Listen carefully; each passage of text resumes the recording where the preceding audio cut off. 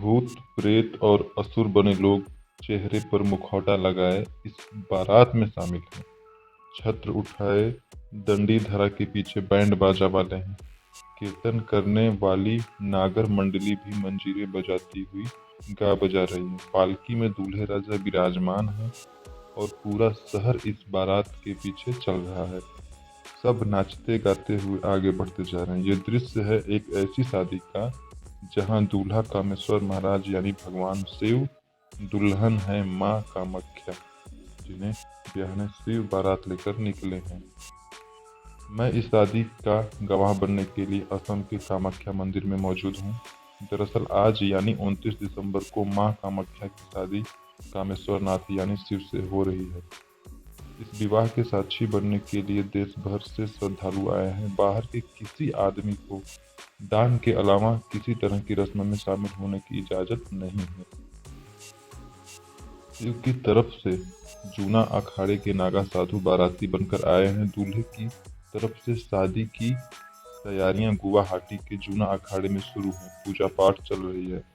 माँ कामाख्या की पूजा करने वाले लाल चोगाधारी पंडित घर आते हैं। एक दिन पहले ही मैं यहाँ पहुँच गया था। हालात यह है कि माथा टेकने के लिए रात के 2 बजे लाइन में लगा था। अगले दिन दोपहर में 2 बजे नंबर आया। श्रद्धालुओं ने अभी से मंदिर प्रांगण में नाच गाना शुरू कर दिया है। माँ कामाख्या और शिव की शादी के गीत सब गा रहे हैं। स्त्री पुरुष सब शादी की खुशी में झूम रहे हैं। अभी तक मैंने शिव विवाह ही सुना था जिसमें गीतों में शिव ही प्रधान थे, लेकिन यह एक ऐसा अनोखा विवाह है जो शिव के इर्द गिर्द न होकर माँ कामाख्या पर आधारित है। मंदिर दुल्हन की तरह से सजा है। पकवान बन रहे हैं। माँ को लगने वाले रसगुल्लों का भोग तैयार हो रहा है। शादी से एक दिन पहले जूना अखाड़े के नागा साधु और मंदिर के पंडित माँ कामाख्या की शादी का न्योता देने के लिए शिव मंदिर जाते हैं। यह रस्म ठीक वैसे ही होता है जैसे एक हिंदू विवाह में होता है। यह शिव मंदिर माँ कामाख्या मंदिर के पास ही है। वहां न्योता देने के बाद वहीं स्थित माँ मनसा देवी के मंदिर में शादी की सारी रस्में होंगी। कामाख्या और शिव की शादी की तमाम रस्में वैसी ही हैं जैसे आम घरों में इंसानों की शादी की रस्में होती हैं। शादी के पहले माँ की हल्दी रस्म हुई थी। इसमें माँ को हल्दी लगाई जाती है। यह रस्म पुजारी करते हैं। हल्दी के अगले दिन संगीत की रस्म हुई जिसमें साधु समाज और श्रद्धालु जमकर नाचते हैं। हंसी ठिठोली होती है।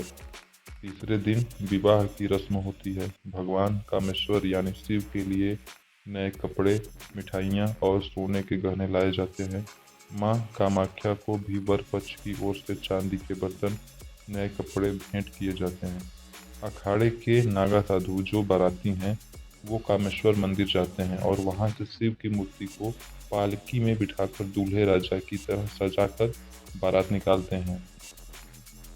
रास्ते में इन बारातियों का पागलपन हद से पार होता दिख रहा है। तिल धरने की जगह नहीं है। अब मेरे सामने माँ कामाख्या की पालकी है। उनके साथ घराती यानी लड़की के साइड वाले कामाख्या मंदिर के बड़ पुजारी ही घराती हैं।